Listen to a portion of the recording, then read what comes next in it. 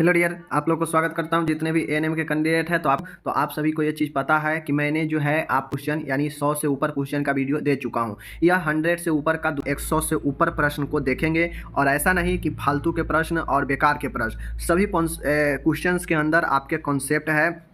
यह सारा के सारा कॉन्सेप्ट आपको बहुत ज़्यादा क्लियर होने वाला है। तो चलिए हम लोग यहाँ पे शुरू करते हैं, भी मन हो तब, ठीक है। और भी सारा ऑब्जेक्टिव पढ़ना चाहते हैं तो nursingyan.com पर जाकर आप जो है सारे ऑब्जेक्टिव को पढ़ सकते हैं आराम से, ठीक है। चलिए शुरू करते हैं।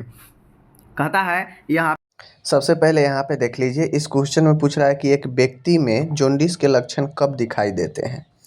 तो यहाँ पे जो ऑप्शन दिया है, आंसर दिया है सी दिया है, जब फीटल बिलिरुबिन लेवल 3 mg प्रति DL से अधिक हो, जो कि गलत है।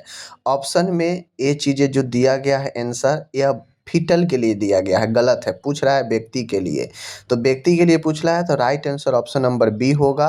टोटल बिलिरुबिन लेवल 2 mg प्रति DL से अधिक हो जाता है तो लक्षण दिखाई देने लगता है जॉन्डिस का, ठीक है ना। को ध्यान में रखिएगा। दूसरा प्रश्न है, बहुत अच्छा प्रश्न है। एनस तथा रेक्टम वाले एरिया में पस का कलेक्शन होना क्या कहलाता है? मतलब मल द्वार और मलाशय के एरिया में पस जमना क्या कहलाता है? तो आपको पता है एनोरेक्टल अवशेष। एनोरेक्टल अवशेष के मतलब होता है घाव बनना और एनोरेक्टल अवशेष होता है, समझ गए। आगे है, कहता है एनोरेक्टल रीजन में डिलेटेड एनस और रेक्टल, एनस और रेक्टल दोनों को मिला को एनोरेक्टल कहा गया, ठीक है। एनोरेक्टल रीजन में डायलेटेड तथा टॉर्टस वेरिकोस वेन की मौजूदगी क्या कहलाती है? माय डियर, एनोरेक्टल रीजन में मलाशय और मलगुद्दा के क्षेत्र में जो डिलेटेड तथा वर्टस वेरिकोज वेन होता है उसका मौजूदगी क्या कहलाता है? तो आपको पता है कि जब भी कोई आपके मलाशय के आसपास कोई सीरा वेन नस जो है आपका उभार आ जाता है, डिलेट हो जाता है, फैलाव आ जाता है, तो वह बवासीर कहलाता है, ठीक है। पता है आप लोग को। आगे का प्रश्न है, लीवर सिरोसिस की कॉम्प्लिकेशन क्या है? लीवर सिरोसिस की जटिलता क्या है? तो लीवर सिरोसिस में पानी भर जाता है पेट में, एसाइटी जिसे कहते हैं, हिपैटिक एन्सेफेलोपैथी, समझ गए ना, पोर्टल हाइपरटेंशन, यानी इनमें से सभी के सभी है। यह भी आपके लीवर से ही संबंधित है, हिपैटिक एन्सेफेलोपैथी भी लीवर से ही संबंधित है और यह पेट से ही संबंधित है, ठीक है। तो लीवर के जटिलता में सब हो जाएगा। निम्न में से कौन सी disease mainly faecal oral route से ट्रांसमिट होता है? मतलब मुंह और मल के रास्ते से जो है फैलता है। कौन सा रोग? पल्मोनरी ट्यूबरकुलोसिस, गलत। Hepatitis A, hepatitis B and ascites. तो आपको पता है हेपेटाइटिस बी तो आपका जो है सेक्सुअल ट्रांसमिटेड डिजीज होता है। हेपेटाइटिस ए जो है आपके ये फैलते हैं मुंह और मल के रास्ते से। छठा प्रश्न है, निम्नलिखित में से कौन सा डिजीज मेनली संक्रमित रक्त या ऊतक उत्पादों के कांटेक्ट में आने से फैलता है? माय डियर, आपको पता है कि निम्न में से कौन सा रोग जो होता है मेनली रूप से रक्त या इससे संबंधित उत्पादों के संपर्क में आने से फैलता है? तो आपको पता है इस प्रकार के रोग जो है सेक्सुअल ट्रांसमिटेड रोग होता है जो फैलता है, और उसी सेक्सुअल ट्रांसमिटेड में हमारा हेपेटाइटिस बी भी आता है, समझ गए। 7 नंबर का प्रश्न है, निम्न में से कौन सा डिजीज मेनली ड्रॉपलेट इन्फेक्शन द्वारा फैलता है? ड्रॉपलेट पता है ना कि छींटा बूंद जो बोलने से वातावरण में मौजूद होता है और वो जो है कोई स्वस्थ व्यक्ति द्वारा श्वसन में ले लिया जाता है तो उससे जो रोग होता है वह आपका ट्यूबरकुलोसिस हो सकता है, ठीक है। ट्यूबरकुलोसिस हो सकता है, ये बातें हैं जिसे पीटीबी कहते हैं। एक्यूट राइनाइटिस के बारे में क्या सत्य नहीं है? देख लीजिए, राइनाइटिस के बारे में क्या सही है? तो राइनाइटिस जो होता है नाक से पानी बहना, ठीक है ना। तो अचानक से अगर किसी को राइनाइटिस हुआ है तो उसका ट्रू सेंटेंस क्या नहीं है? तो इसे कोरिजिया भी कहते हैं, बिल्कुल सही है। नाक बहना, छिकनी आना कोरिजिया होता है। इसकी शुरुआत नाक बर्निंग सेंसेशन तथा स्नीजिंग के साथ अचानक होती है, तो यह भी सही है। नाक से अत्यधिक मात्रा में वाटर डिस्चार्ज आते हैं, यह भी सही है। लेकिन नाक से ब्लीडिंग आना यह तो एपिस्टेक्सिस हो जाता है, यह राइनाइटिस नहीं होगा। राइनाइटिस छिकनी, पानी आना, यही सब होता है, समझ गए।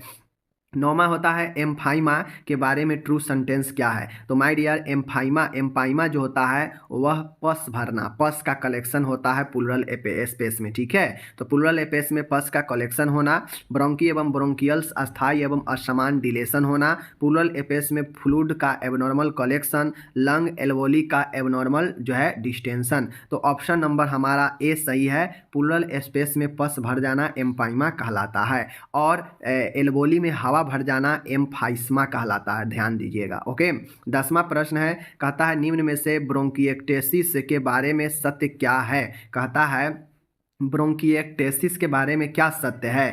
तो प्लूरल स्पेस में पस का कलेक्शन, ब्रोंकी एवं ब्रोंकियल्स का अस्थायी एवं असमान जो है डिलेशन होना, प्लूरल स्पेस में फ्लूइड का निर्माण, एल्वोली का एबनॉर्मल डिस्टिशन होना। तो माय डियर, ब्रोंकिएक्टेसिस जो है यह ब्रोंकी और ब्रोंकियल्स का अस्थायी एवं असमान तरीके से डिलेशन होना। ठीक है, आगे है एम्पाइमा। एम्पाइमा क्या है? श्वसन नाल संबंधी विकार, आहार नाल, मूत्रीय नाल, तंत्रिका। तो अभी पढ़े हैं कि फेफड़ा के प्लूरल स्पेस में तो फेफड़ा हमारा श्वसन से संबंधित होगा, समझ गए ना। 12 प्रश्न है, सीओपीडी का पूरा नाम क्या है। तो सीओपीडी का पूरा नाम होता है क्रॉनिक, ठीक है, क्रॉनिक ऑब्स्ट्रक्टिव पल्मोनरी डिजीज होगा। ठीक है, ऑप्शन नंबर ए सही होगा। सीओपीडी का यही फुल फॉर्म होता है, chronic obstructive pulmonary disease. Okay, आगे चलते हैं। 13 प्रश्न है, निम्न में से क्रॉनिक ब्रोंकाइटिस के दौरान पाए जाने वाला चेंजेज नहीं है। मतलब किसी को लंबे समय से ब्रोंकाइटिस है, ब्रोंकियाज में प्रॉब्लम है, तो उसके कौन सा जो है चेंजेज नहीं पाया जाता है। म्यूकस का प्रोडक्शन एकदम से बंद हो जाना, म्यूकोसल एडिमा, एयर वे का नैरो हो जाना, एयर की वाल्व का डैमेज हो जाना। तो जो म्यूकस का प्रोडक्शन होता है एकदम से बंद नहीं होता है, यह चेंजेज नहीं होता है, ध्यान में दीजिएगा। ठीक है, 14 कहता है सीओपीडी का सबसे मुख्य कारण क्या है। तो सीओपीडी का सबसे मुख्य कारण सिगरेट पीना। ठीक है, सिगरेट पीना इज द राइट आंसर। क्योंकि सीओपीडी जो होता है ना माय डियर, इसमें 4 जो है रोग होता है, वह श्वसन से संबंधित रोग होता है। ठीक है ना। 15 है, कहता है प्लूराइटिक, देख लीजिए, pleuritic chest pain, full small sputum, shortness of breathing, fever आदि किस डिजीज के लक्षण है। तो माय डियर, आपको पता है कि pleuritic chest pain, full small sputum, shortness of breathing, fever, यह सब के सब जो है आपके लंग अब्सेस मतलब लंग से संबंधित समस्या है। 16 है, कहता है neck rigidity, fever, anorexia, positive Kernig sign आदि किस डिजीज के लक्षण है। तो आपको पता होगा कि नेक रेजिडेटी होना, समझ गए, फीवर होना, भूख न लगना, कर्निंग साइन पॉजिटिव दिखते हैं किसमें, मेनिंजाइटिस में। इस चीज़ को ध्यान में रखिएगा, समझ गए। 17 नंबर माय डियर प्रश्न है कि फर्स्ट एड बॉक्स में रखी जाने वाली जो स्प्लिट खपची होता है उसका क्या उपयोग है। तो स्प्लिट का उपयोग खपची का यही होता है कि टूटी हुई हड्डियों को सहारा देने के लिए काम में आता है। जैसे आपका अंगुली में फ्रैक्चर आ जाएगा तो अंगुली के शेप का ही एक जो है आपका स्प्लिट आता है, वह आपकी अंगुली में लगा दिया जाता है, जिससे आपका अंगुली एकदम सीधा रहता है। ठीक है, एंटीसेप्टिक घोल जैसे डिटॉल का क्या उपयोग है। तो एंटीसेप्टिक घोल होता है डिटॉल, समझ गए। इसका क्या उपयोग होता है, तो इसका घाव जो है आपका इन्फेक्शन की रोकथाम करता है, घाव में इन्फेक्शन की संभावना बढ़ाना, यह जो है आपका इन्फेक्शन की संभावना, ये गलत हो जाएगा। रोगी की पोषण देना, ये भी गलत है, उपरोक्त सभी। तो ऑप्शन नंबर ए सही है, यह संक्रमण को रोकथाम करेगा। 19 नंबर है, निम्न में से ड्रेसिंग के दौरान उपयोग में ले जाने वाली सामग्री क्या है। तो ड्रेसिंग में हम लोग किसका लेते हैं, बैंडेज, पट्टी का भी लेते हैं, गॉज पीस जो होता है जिसको हम लोग गॉज पीस जो होता है जिसमें हम चाहें तो कोई एंटीसेप्टिक घोल का मिलाकर और जो है हम लोग घाव पर उसको साटते हैं, वो गॉज पीस होता है। एंटीसेप्टिक घोल उपरोक्त सभी, तो हम लोग ड्रेसिंग में सभी का इस्तेमाल करते हैं, समझ गए। आगे चलिए, 20 नंबर का प्रश्न है, निम्न स्थितियों में से स्प्लिट खपची का उपयोग किस स्थिति में करते हैं। तो आपको पता है फ्रैक्चर में, हड्डी के जो है टूट फूट में इसका उपयोग करते हैं। 21 नंबर है, सीपीआर में एबीसी का क्या मतलब होता है। तो एबीसी का मतलब होता है airway, C for circulation, B for breathing, यानी तीनों सही है। तो एबीसी का मतलब airway, circulation, breathing. Okay. 22 है, मुख्य रूप से मुख्य विधि द्वारा कृत्रिम ऑक्सीजन देने के लिए रोगी को किस पोजीशन में लिटाते हैं। तो आपको पता है कि मुंह विधि द्वारा अगर किसी को हम ऑक्सीजन देंगे बचाने के लिए तो उसमें मरीज को सुपाइन पोजीशन में रखते हैं, चित, समझ गए। 23 नंबर का प्रश्न है आपके सामने, बढ़िया प्रश्न है, कहता है सुपाइन स्थिति के बारे में सही वाक्य क्या है। सुपाइन के बारे में सही क्या है। तो सुपाइन जो है पीठ के बल लेटा रहता है, यही हमारा सही है, पीठ के बल लेटा रहता है, सुपाइन के बारे में यही सही है। 24 नंबर है, निम्न में से पट्टी बांधते ड्रेसिंग करते समय किस सिद्धांत का प्रयोग करना चाहिए। उपयुक्त आकार की पट्टी का चयन करना बिल्कुल चाहिए, जैसा घाव वैसा पट्टी का चयन करें। पट्टी को ज़्यादा सख्ती से नहीं बांधे, मतलब ज़्यादा टाइट करके ना बांधे। पट्टी बांधते समय एक समान दाब बनाए रखना चाहिए, बिल्कुल सही है, ताकि पट्टी ज़्यादा ढीला भी ना रहे, यानी सब के सब सही है। ठीक है, तो ये सब थ्योरी कंप्लीट रहेगा ना, तब ये आप लोग जो है सही सही बना पाइएगा, वरना नहीं बना पाइएगा। आगे है, कहता है 25 नंबर प्रश्न है, कहता है निम्न में से फर्स्ट एड बॉक्स में रखी जाने वाली सामग्री क्या है। यानी फर्स्ट एड जो प्राथमिक बॉक्स होता है उसमें कौन कौन से सामग्री होता है। पैड एवं गॉज पीस सही है, एंटीसेप्टिक घोल सही है, तिकोनी बैंडेज ये भी सही है। यानी फर्स्ट एड किट में सब के सब होता है। 26 नंबर का प्रश्न है, रोगी को दवा देने से पहले नर्स को दवा के लेवल पर क्या अच्छी तरह से पढ़ना चाहिए। क्या क्या, दवा का नाम बिल्कुल, दवा के किस मार्ग से दिया जा सकता है बिल्कुल, दवा की एक्सपायरी तिथि बिल्कुल। यानी सब के सब देखते हैं दवाई देने से पहले, ये बातें सही है। ये सब थ्योरिकल प्रश्न है, अगर जिसको थ्योरी नहीं पता होगा वो कहाँ से बना पाएगा। रोगी को दवा देने से पहले नर्स को किस बात का ध्यान रखना चाहिए। तो रोगी को दवा देने से पहले जो है नर्स को या स्वास्थ्य कार्यकर्ता एएनएम को क्या ध्यान में रखना चाहिए। तो रोगी का नाम अच्छी तरह से पता कर ले, बिल्कुल सही है। दवा उपयुक्त डोज में ही दी जानी चाहिए, बिल्कुल जितना मात्रा है उतना ही दे। दवा उपयुक्त मार्ग द्वारा ही दे, मतलब जिस मार्ग से देना है उसी मार्ग से दे, ये भी बातें सही है। यानी एक, ठीक है ना। तो इनमें से जो है आप क्या कह रहा है यहाँ पे देख लीजिए, कहता है रोगी को दवा देने से पहले नर्स को किस बात का ध्यान रखना चाहिए। तो दवा देने से पहले जो है रोगी का नाम अच्छी तरह से पता कर ले, बिल्कुल सही है। दवा उपयुक्त डोज में ही दे, ये भी सही है। दवा उपयुक्त मार्ग से द्वारा ही देनी चाहिए, बिल्कुल ये भी सही है। तो इसका 27 का ऑप्शन जो है आपका ऑप्शन डी होगा, न कि बी होगा। सभी के सभी सही होगा, ठीक है। एक कार्यकर्ता को ये सब ध्यान रखना चाहिए। 28 नंबर है, एंटी हाइपरटेंसिव दवाइयाँ। एंटी हाइपरटेंसिव दवाइयाँ, देखिए तो हाइपरटेंशन का मतलब क्या होता है, उच्च रक्तचाप, और इसमें एंटी है, एंटी का मतलब इस हाइपरटेंसिव के विरुद्ध में काम करेगा, तो मतलब बीपी को कम करेगा। तो बीपी को कम करने के लिए दी जाती है दवाइयाँ, ठीक है। कहता है एंटी हाइपरटेंसिव दवाइयाँ बीपी को कम करने के लिए दी जाती है, गर्भवती माता को नहीं दी जा सकती है। तो माय डियर यह भी सही है, ठीक है। गर्भवती माता को नहीं दी जा सकती है, ये भी सही है। और आपका जो है बीपी को कम करने के लिए ये भी सही है। तो इस चीज़ को ध्यान में रखना है, ठीक है। 29 से कहता है 1 लीटर में कितने डेसीलीटर होते हैं। तो माय डियर 1 लीटर में कितने डेसीलीटर होते हैं आपको पता होना चाहिए। 1 लीटर में कितने डेसीलीटर होते हैं। यहाँ पे आप देख लीजिए, कहता है 1 लीटर में कितने डेसीलीटर होते हैं। तो माय डियर 1 लीटर में 10 डेसीलीटर होते हैं, ये आंसर गलत है, ठीक है ना, आंसर गलत है। 1 लीटर में 10 डेसीलीटर होते हैं, इस चीज़ को आपको ध्यान में रखकर चलना है, ठीक है। आगे चलिए, आगे कहता है यहाँ पे कि निम्नलिखित में से कौन से मार्ग से दी हुई दवा जो है अन्य की तुलना में सबसे जल्दी प्रभावी दिखाती है। कहता है कि निम्नलिखित में से कौन से मार्ग से दी हुई दवा अन्य की तुलना में सबसे जल्दी प्रभाव दिखाती है। मुंह के द्वारा, ठीक है, सबक्यूटेनियस इंजेक्शन द्वारा, आईवी इंजेक्शन द्वारा, आईएम इंजेक्शन द्वारा। तो माय डियर आप मुंह से दीजिए, सबक्यूटेनियस दीजिए, मांस में दीजिए, लेकिन सबसे जल्दी जो प्रभाव दिखाता है वह इंट्रावेन वाला, नस वाला सुई जो है सबसे जल्दी प्रभाव दिखाता है। आगे है इंट्रा मतलब आईएम इंजेक्शन कितने डिग्री पर लगाया जाता है। तो मांस में आपको पता है 90 डिग्री पर लगाया जाता है, ठीक है।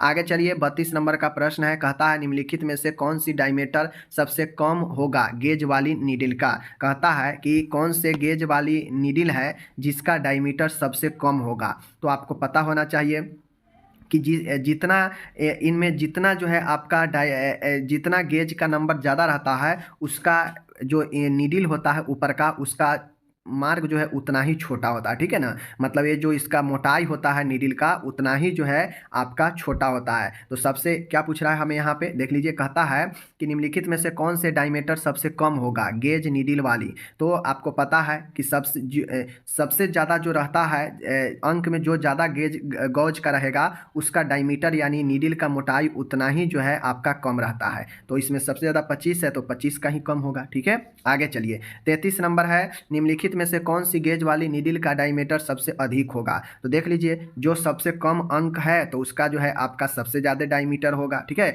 डायमीटर कहने का मतलब होता है कि व्यास, मतलब कितना जो है मोटा छिद्र है नीडल में। तो जो 18 गेज का होता है आपको पता है 18 गेज से हम ब्लड ट्रांसफ्यूजन भी कर सकते हैं। तो ये 18 गेज जिसको हम लोग कैनुला वाला कहते हैं ना, कैनुला लगाना 18 गॉज का, 20 गॉज का, ठीक है ना, तो 16 गॉज का। तो ये सब जो है आपका माय डियर ये आपका 18 इसमें सबसे छोटा है, तो इस नीडल का डायमीटर सबसे ज़्यादा होगा क्योंकि आपको मैंने टेक्निक अभी बता दिया। 34 नंबर है, निम्नलिखित वाक्यों में से सुई के गेज और डायमीटर के बारे में सही वाक्य क्या है। अब यहाँ पे आपको बताना बताना है कि सुई का जो गॉज है और जो डायमीटर है उसके बारे में क्या सही है। तो गेज ज़्यादा तो डायमीटर ज़्यादा, गेज कम तो डायमीटर कम, गेज कम तो डायमीटर ज़्यादा। तो माय डियर जिसका गेज कम होता है उसका डायमीटर ज़्यादा होता है, ये बातें सही है। ठीक है, इस चीज़ को ध्यान में रखिए। 35 है कहता है इनिशियल पोस्ट ऑपरेटिव पीरियड में रोगी को एंटीबायोटिक दवाइयों को प्रायः किस रूट से दी जाती है। कहता है कि इनिशियल प्रारंभिक पोस्ट ऑपरेटिव पीरियड में रोगी को एंटीबायोटिक दवाई जो है प्रायः किस रूट से दिया जाता है। तो प्रायः आईवी इंट्रावेन के माध्यम से देते हैं, समझ गए। पोस्ट ऑपरेटिव में शुरुआती जो पोस्ट ऑपरेटिव होता है उसमें आईवी से ही देते हैं। आगे है इनिशियल पोस्ट ऑपरेटिव पीरियड में दर्द निवारक दवाइयाँ प्रायः किस रूट से देते हैं। तो माय डियर आपको पता होना चाहिए कि अगर किसी को सर्जरी हुआ है और इनिशियल पोस्ट ऑपरेटिव पीरियड में अगर आप दवाई देते हैं प्रारंभिक अवस्था में, तो वह जो है दर्द वाला दवाइयाँ इंट्रामस्कुलर से देते हैं, मांस से देते हैं, क्योंकि दर्द वाला दवाइयाँ जो है हार्ट पर काफ़ी तेज गति से जो है अपना असर दिखाता है। और कभी कभी पेशेंट को अगर कोई वेन के माध्यम से दे देता है दर्द वाला दवाई तो डेथ भी हो जाता है, पेशेंट का हार्ट नहीं सह पाता है। ठीक है ना। आगे है निम्नलिखित में से वैसोडिलेटर दवाइयाँ का प्रयोग क्या है। तो वैसोडिलेटर का मतलब होता है कि जो वेसल्स होता है उसको फैला देता है। ए मेडिसिन मल के उत्सर्जन को आसान बनाता है, गलत। ए मेडिसिन कन्वल्सन के उपचार को काम में ली जाती है, गलत। ए मेडिसिन ब्लड वेसल्स का प्रसार करती है मतलब फैलाती है, बिल्कुल सही है। ठीक है, ऑप्शन सी। आगे है 38 नंबर है, कहता है निम्नलिखित में से वैसोडिलेटर मेडिसिन का उदाहरण क्या है। वैसोडिलेटर मतलब जो आपके श्वसन नली को फैलाता हो, विस्तार करता हो, तो डल्कोलेक्स, एमिनोफाइलिन, नाइट्रोग्लिसरीन, ठीक है, और डाइजापाम। तो आपको मैं बता दूं डल्कोलेक्स जो होता है यह आपके लेग्जेक्टिव ग्रुप की दवाई है, यह आपके मल को क्या करता है, आसान बनाता है। एमिनोफाइलिन जिसके लास्ट में आइलिन लगा रहेगा, समझ जाइएगा कि वह वैसोडिलेटर दवाई है जो कि अस्थमा वाले मरीजों को, श्वसन कष्ट वाले को दिया जाता है। नाइट्रोग्लिसरीन जिसे हम लोग एनटीजी कहते हैं, यह दवाइयाँ जो है आपको चेस्ट पेन में, एंजाइना के रोगियों में दिया जाता है। डाइजापाम एक सीडेटिव दवाई है जो रोगियों को नींद लाता है, समझ गए, जो रोगियों में एंजाइटी के ट्रीटमेंट करता है, समझ गए। तो माय डियर यहाँ पे देख लीजिए, कहता है वैसोडिलेटर मेडिसिन का उदाहरण क्या है। तो यहाँ पे आंसर आपका गलत दिया गया है। ठीक है, यहाँ पे होगा ऑप्शन नंबर कौन सा, एमिनोफाइलिन वाला होगा। ठीक है, आगे देखिए 39 नंबर है, कहता है निम्नलिखित रोगों में से नाइट्रोग्लिसरीन टैबलेट किस रोग के उपचार हेतु दिया जाता है। तो जो मैंने अभी बताया कि नाइट्रोग्लिसरीन टैबलेट जो होता है यह एंजाइना के मरीजों, जो कि चेस्ट पेन होता है एंजाइना में, उसके लिए दिया जाता है। ठीक है, आगे चलिए 40 है, कहता है एक एंजाइना पेक्टोरिस के रोगी को नाइट्रोग्लिसरीन का टैबलेट किस मार्ग द्वारा दी जाती है।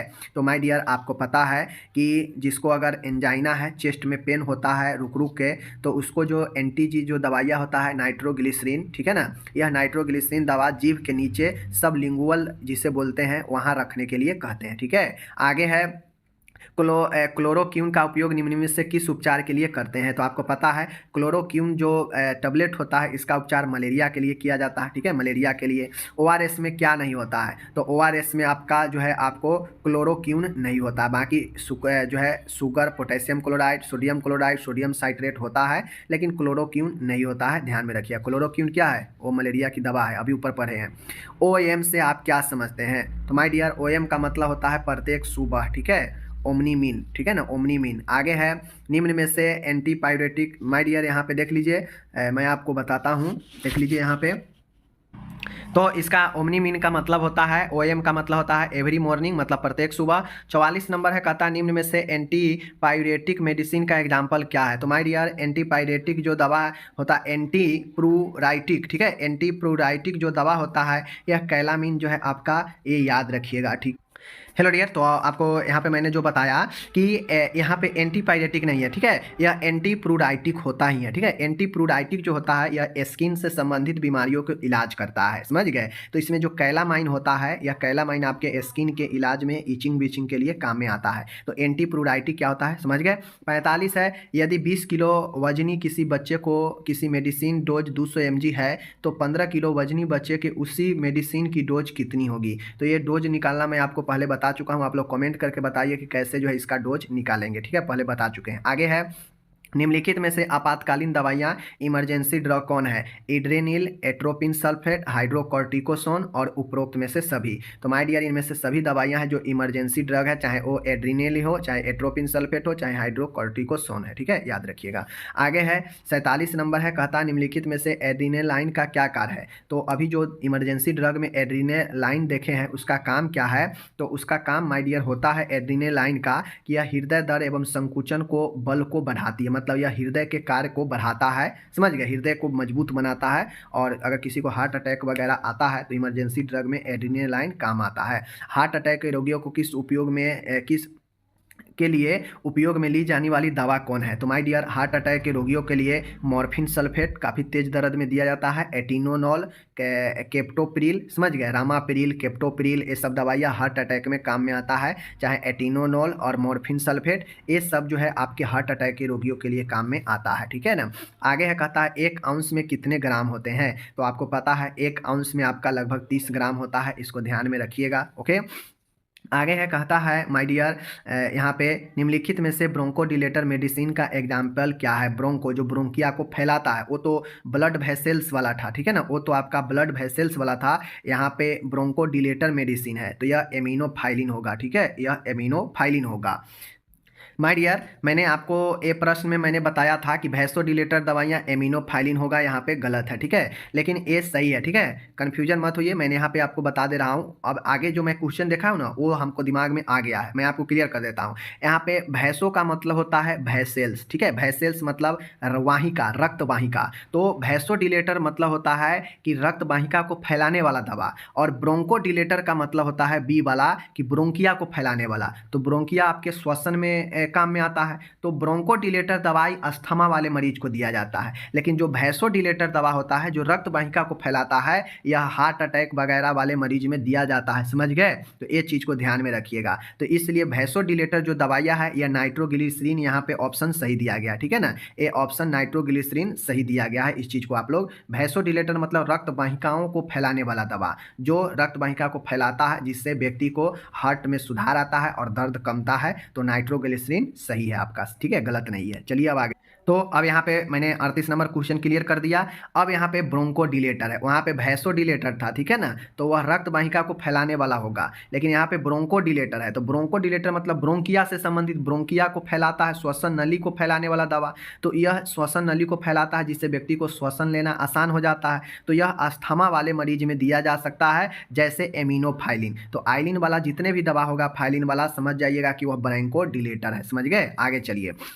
51 नंबर है, जो लोग अगर पहले ही अगर गलत देखकर भाग गए होंगे, कल्टिस ले लिए होंगे, तो वो यही समझेंगे कि मैंने आपको गलत बता दिया। लेकिन मैंने जब हमें दिमाग में आया है तो मैंने आपको क्लियर कर दिया। ठीक है, निम्नलिखित में से सल्बुटामोल नामक दवा किस रोग के उपचार में दिया जाता है? तो माय डियर सल्बुटामोल जो होता है यह श्वसन शॉर्ट ब्रेथनेस जो होता है, SOB शॉर्ट ब्रेथनेस जो होता है, शॉर्टिंग ऑफ ब्रेथनेस, तो इसमें दिया जाता है। साथ में अस्थमा वाले में भी, चूंकि अस्थमा वाले को भी शॉर्ट ब्रेथनेस होता है। ठीक है ना। 52 नंबर है, निम्नलिखित में से कन्वल्सन दौरा के उपचार के लिए कौन सी दवा जो है उपयोग में नहीं ली जाती है? दौरा के उपचार में तो फेनिटोन लिया जाता है, फेनिबारबिटोल भी लिया जाता है, डाइजापाम भी लिया जाता है, क्योंकि डाइजापाम एक सीडेटिव दवा है जो शांत करता है व्यक्ति को। और एटिनोनॉल जो है आपका, यह जो है BP को कम करता है, तो यह दवा आपका नहीं होगा। बाकी डाइजापाम, फेनिबारबिटोल और फेनिटोन यह आपका कन्वल्सन के लिए दौरा पड़ने पर दिया जाता है। ये दवा जो है आपका नहीं दे सकते हैं दौरा में। ठीक है। 53 नंबर है, निम्नलिखित में से इंसुलिन नामक दवा का क्या कार्य है? तो इंसुलिन का क्या कार्य है? यह ब्लड शुगर लेवल को कम करता है। ठीक है ना, इंसुलिन इसीलिए नहीं लेते हैं ताकि ब्लड शुगर को कम करता है। निम्न में से कौन असंगत है, मतलब कौन सा जो है नहीं मेल खाता है, अलग अलग है? तो डायबिटीज इंसुलिन यह मेल खाता है, सही बातें हैं। ठीक है। डॉट्स स्ट्रेप्टोमाइसिन यह भी आपका सही है, डॉट्स में स्ट्रेप्टोमाइसिन दवा सम्मिलित है। पेप्टिक अल्सर फेंटोन, गलत। अभी देखें कि जो फेंटोन दवा है वह कन्वल्सन के लिए होता है, पेप्टिक अल्सर के लिए रेनिटाइडिन हो गया या फिर आपका जो है सुक्रालफेट हो गया, ये सब पेप्टिक अल्सर के लिए आता है। ART जीडोवुडिन, ART मतलब एंटी रेट्रोवायरल जो थेरेपी होता है उसमें जीडोवुडिन जो है आपके चलता है, लेकिन ये गलत है, समझ गए। पेप्टिक अल्सर में फिनोटिन नहीं होता है, समझ गए।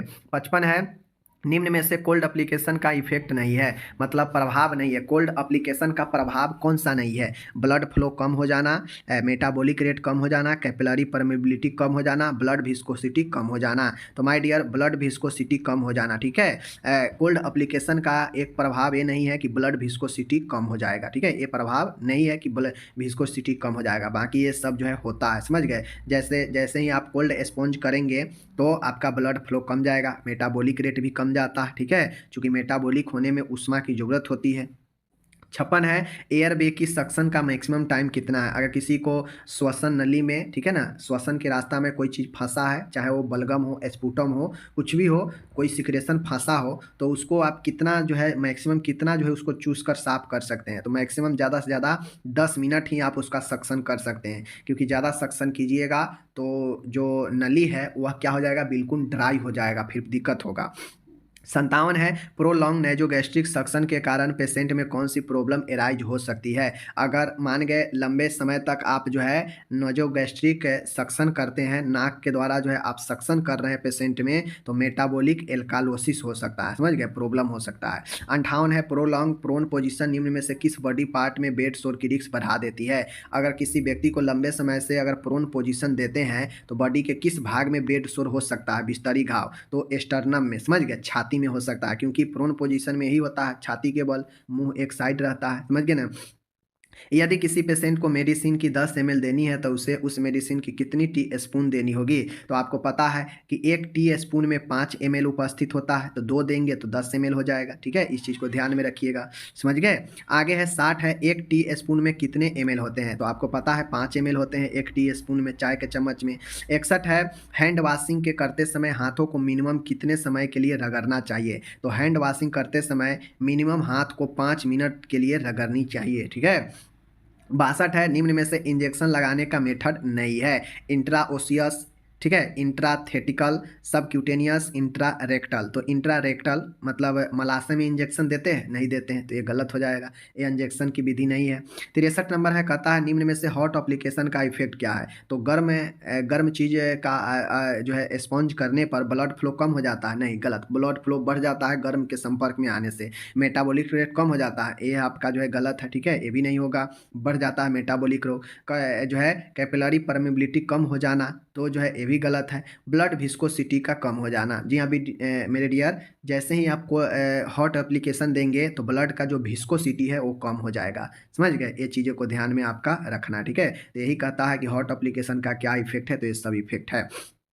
64 है, एक पेशेंट को 1000 ml फ्लूइड 8 घंटे में देना है तथा ड्रॉप फैक्टर 15 है, तो फ्लो रेट कितनी होनी चाहिए? यानी ये पूछ रहा है कि 1000 ml है, यानी 1 लीटर है, 1 लीटर कोई फ्लूइड है, समझ गए, उसको 8 घंटे में हमको देना है, समझ गए, 8 घंटे में इतना देना है, और जो ड्रॉपर है वह 15 फ्लो रेट से जाएगा, ठीक है ना, जो ड्रॉप फैक्टर है वह 15 है, समझ गए। तो कितना जो है फ्लो रेट से हम करेंगे कि 8 घंटे में 15 ड्रॉप के फैक्टर से 1000 ml चला जाएगा, तो 31 पर मिनट जो है हम फ्लो रेट करेंगे तो आपका जो है 1000 ml जो है चला जाएगा, समझ गए, 8 घंटे में।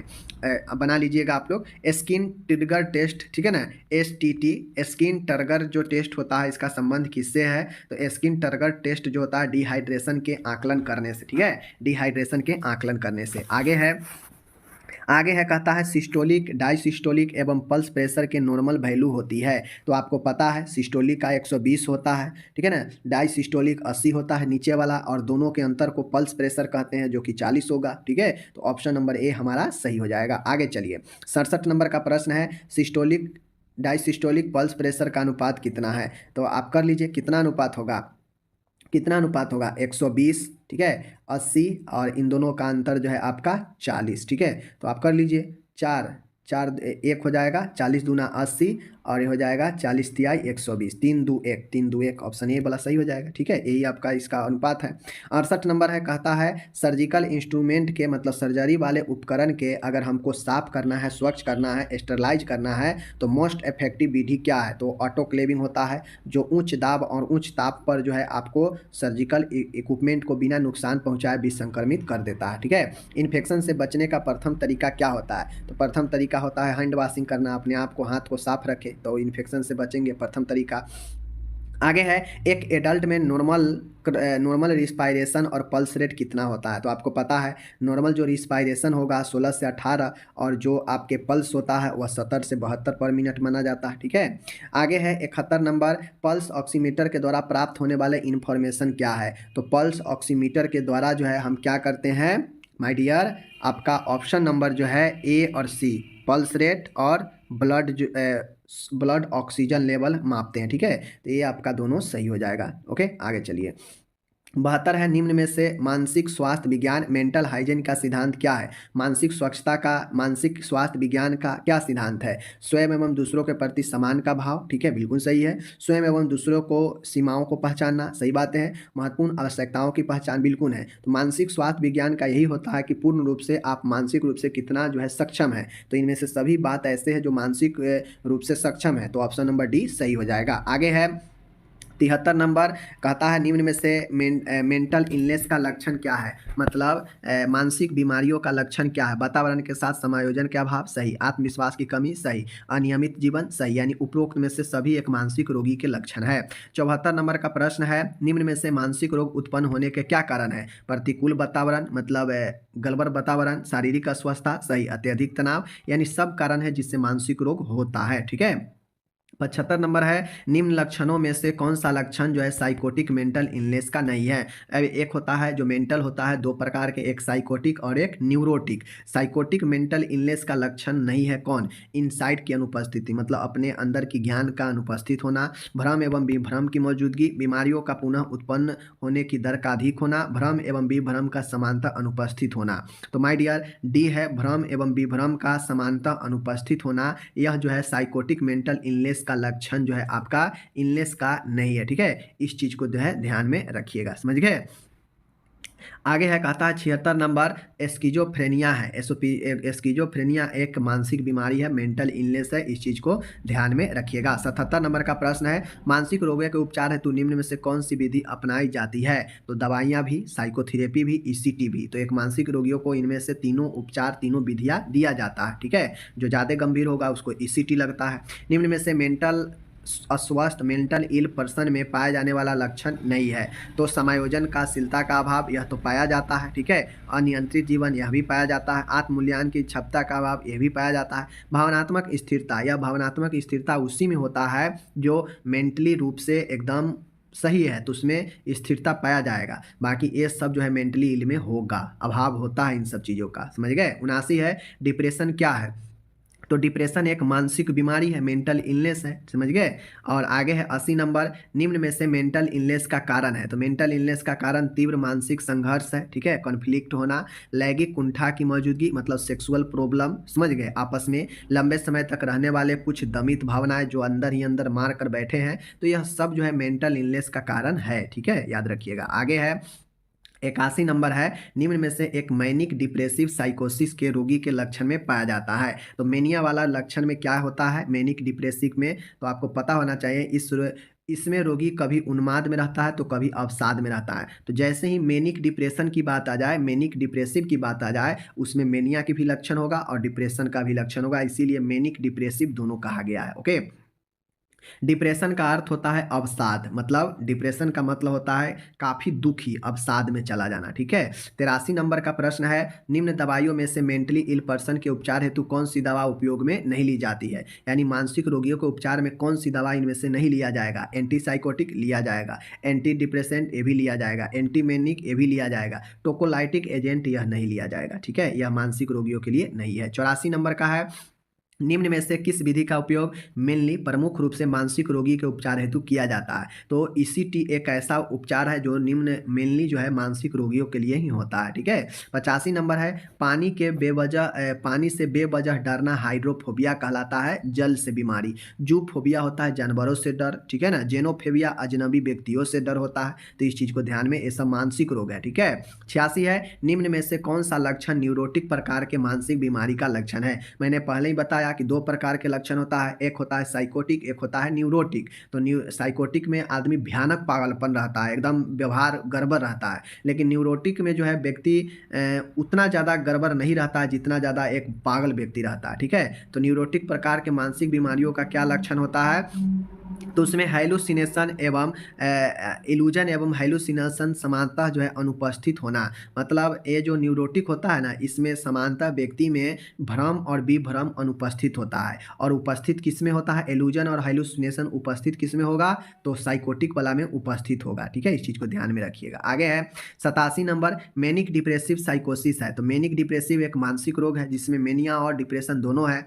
88 है ओसीडी क्या होता है? तो किसी भी चीज़ के बारे में बार बार रिपीट करना और अपने आप को संतुष्ट न होना, बार बार देखना, बार बार जो है एक एक चीज़ को करना, और इसे करने के लिए बार बार अगर बाध्यता होते हैं तो वही ओसीडी होता है। ठीक है, जैसे गेट में ताला मार दिए, चले गए रोड पे, और आपको ध्यान आया कि मैंने गेट में ताला नहीं मारा, जबकि आप ताला मार के चले गए हैं। ठीक है, तो इसी प्रकार के बार बार आकर आप चेक करेंगे ताला को कि मैंने मारा या नहीं मारा, तो एक प्रकार का यह कंपल्सन हो जाता है जो रिपीटेड करता है आपको काम करने के लिए। ओसीडी एक मानसिक रोग है। ठीक है, याद रखिएगा। आगे है 89 है, निम्न में से हिस्टीरिया के रोगी में पाया जाने वाला कौन सा लक्षण है? तो हिस्टीरिया के रोगी में अकारण दौरे पड़ना, मतलब बिना किसी कारण के दौरा पड़ने लगता है, एकाएक आवाज़ बंद हो जाएगा, व्यक्ति को हाथ पाँव में लकवा मार देता है। ठीक है, हिस्टीरिया वाले पेशेंट में ये होता है। एंजाइटी से क्या समझते हैं? एंजाइटी का मतलब चिंता होता है। ठीक है, चिंता।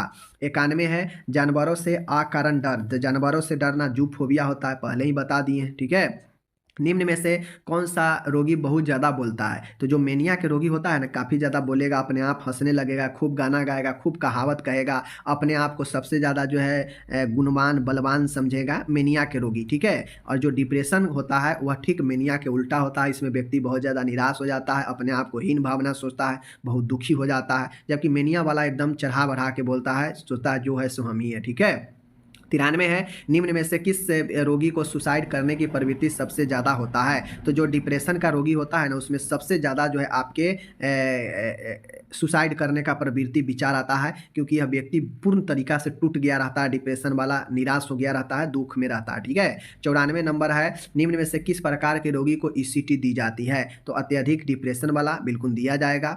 ठीक है ना, सुसाइड की प्रवृत्ति वाला बिल्कुल इसको भी दिया जाएगा, और सी में है उपरोक्त दोनों, तो उपरोक्त दोनों वाला में दिया जाएगा। और गैस्ट्रिक अल्सर तो यह कोई मानसिक रोग है ही नहीं। ठीक है, इसको ध्यान में रखिएगा। 95 है, कहता है निम्न में से मेंटल इलनेस का उदाहरण है, मानसिक रोग का क्या उदाहरण है? सिजोफ्रेनिया एक मानसिक रोग है, जबकि ये सब आपका मानसिक रोग नहीं है, इसको ध्यान में रखना है। 96 है, कहता है निम्न में से ह्यूमन बॉडी में पाए जाने वाला सबसे बड़ा ऑर्गेन क्या है? स्किन है। मानव शरीर का सबसे बड़ा जो है त्वचा ही है, सबसे बड़ा अंग। ह्यूमन हार्ट में पाए जाने वाला अपर चेंबर क्या कहलाता है? तो जो 4 चेंबर होता है, ऊपर वाला आर्टेरियम होता है और नीचे वाला वेंट्रिकल होता है। ठीक है, इसको ध्यान में रखना है।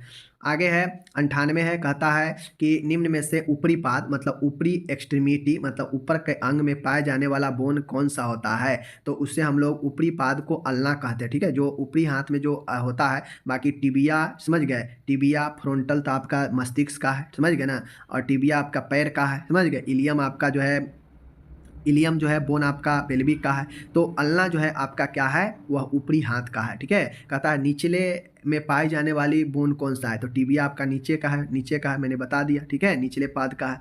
80 है, कहता है निम्न में से किस ऑर्गेन में भोजन का डाइजेशन नहीं होता है? तो मैंने पहले भी बताया कि ईसोफेगस एक ऐसा आहार तंत्र का हिस्सा है जिसमें भोजन का पाचन नहीं होता है। ठीक है, ईसोफेगस याद रखिएगा। 101 है, स्किन में पाई जाने वाली स्वीट ग्लैंड मतलब श्वेत ग्रंथि का क्या कार्य है? तो यह तापमान को नियमन रखता है और उत्सर्जन भी करता है पसीना को। ठीक है, 102 प्रश्न है, निम्न में से क्रेनियल गुहा क्रेनियल कैविटी में पाया जाने वाला ऑर्गेन कौन सा है? तो क्रेनियल कैविटी में मस्तिष्क हमारा पाया जाता है, समझ गए, तो इस चीज़ को ध्यान में रखना है। 103 है, निम्न में से थोरेटिक कैविटी में मतलब वक्षीय गुहा में पाया जाने वाला ऑर्गेन कौन सा है? तो माय डियर लंग्स है और हार्ट है, दोनों के दोनों आपका थोरेटिक कैविटी में पाया जाता है। 104 है, देख लीजिए, समान मूत्र में ग्लूकोज क्या होता है? अनुपस्थित रहता है। जब ग्लूकोज उपस्थित हो जाएगा तब तो चीनी रोग हो जाएगा। ठीक है ना। 5 है, आंतरीय इंटेस्टाइनल जूस का पीएच कैसा रहता है? जो आंतरीय जूस होता है उसका पीएच कैसा होता है? अम्लीय, क्षारीय, उदासीन। तो जो इंटेस्टाइनल जूस होता है वह क्षारीय होता है। 106 है, ह्यूमन हार्ट में पाया जाने वाला लोअर चेम्बर है। तो ह्यूमन हार्ट में जो लोअर चेम्बर होता है, नीचे का जो शाखा होता है निलय होता है, वेंट्रिकल वाला होता है। ठीक है, पता है। 107 है, कहता है निम्न में से स्कल में पाए जाने वाला बोन कौन सा है? तो जो फ्रंटल है या फ्रंटल बोन स्कल खोपड़ी में पाया जाता है, समझ गए। चलिए आगे चलिए। 108 है, निम्न में से किस बोन को कॉलर बोन के नाम से जानते हैं? तो जो क्लेविकल बोन होता है इसे ब्यूटी बोन भी कहते हैं, कॉलर बोन भी कहते हैं, इसको ध्यान में रखना है। ओके, आगे चलिए हम यहाँ पे देखते हैं। कहता है ह्यूमन बॉडी में पाए जाने वाली कौन सी बोन सोल्जर ब्लेड के नाम से भी जानते हैं? तो एस्केपुला जो होता है वह सोल्जर ब्लेड के नाम से भी जानते हैं। एस्केपुला बोन जो होता है हमारे पीठ के पीछे दोनों साइड से जो आपका चौड़ा चौड़ा सा जो होता है ब्लेड पीठ के पीछे वाला गर्दन के ठीक नीचे, वही आपका एस्केपुला होता है। ठीक है ना, दोनों कंधे से लगा होता है। 110 नंबर का है, निम्न में से सेल के किस ऑर्गेन को प्रोटीन निर्माण की फैक्ट्री कहा जाता है? मतलब कोशिका के किस अंग में प्रोटीन निर्माण की फैक्ट्री कहा जाता है? तो राइबोसोम की प्रोटीन की फैक्ट्री कहते हैं, पता होना चाहिए। ठीक है, निम्न में से कौन सा ऑर्गेन वक्ष गुहा में पाया जाता है? तो ब्रोंकियाई भी, महाधमनी भी, हार्ट भी, यह सब के सब जो है आपके वक्षीय गुहा में रहता है। आगे है 112 नंबर का प्रश्न है, निम्न में से कौन सा ऑर्गेन जो है उदर गुहा एब्डोमिनल कैविटी में नहीं पाया जाता है? तो अंडाशय जो होता है यह आपके उदर गुहा में नहीं होता, बाकी स्मॉल इंटेस्टाइन, लीवर, गाल ब्लडर यह सब के सब होता है। समझ गए? 113 नंबर का प्रश्न है, निम्न में से कौन सा हार्मोन जो है आगे के मतलब एंटेरियर प्यूटरी ग्लैंड द्वारा सीक्रेट नहीं होता है? तो जो कैल्सीटोनिन होता है, यह कैल्सीटोनिन माय डियर जो है यह थायराइड ग्लैंड से सीक्रेट होता है, न कि आपके पीयूष ग्रंथि से। कि TSH, LH, प्रोलैक्टिन यह सब के सब जो है पीयूष ग्रंथि से सीक्रेट होता है। तो माय डियर यहाँ पे मेरा आज का 113 प्रश्न समाप्त होता है यहाँ पे, और उम्मीद है उनको पता चल गया होगा कि मैंने सुधार दिया है। जो वीडियो को पूरा नहीं देखे होंगे, छोड़कर चले गए होंगे, तो बाकी उनके लिए कुछ नहीं। मिलते हैं अगले वीडियो में, अपना ख्याल रखिए, धन्यवाद।